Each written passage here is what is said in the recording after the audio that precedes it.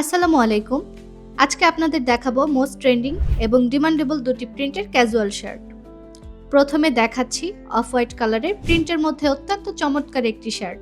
Premium কোয়ালিটির এই শার্টগুলোতে পাবেন 100% কটন ফেব্রিক এবং নিখুঁত সুইং কোয়ালিটি। ফুল স্লিভের এই শার্টে থাকছে আমাদের নিজস্ব ব্র্যান্ডের প্রিমিয়াম কোয়ালিটির বাটন এবং সকল অ্যাক্সেসরিজ।